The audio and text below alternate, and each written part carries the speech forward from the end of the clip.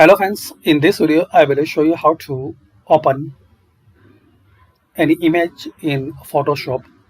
So very simple and basic way. Click on file and here is the option open. You can use this shortcut Control plus O.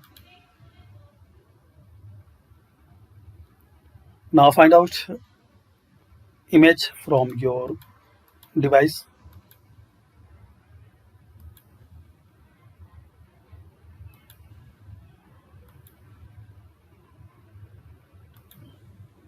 Then click on open.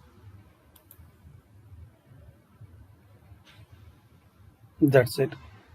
So this is the basic way to open an image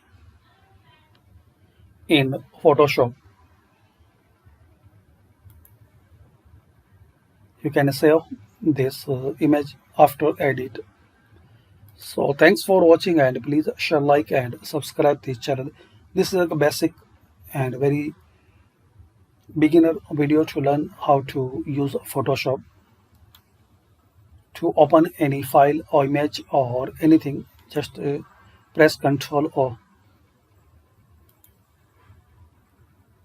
then open it.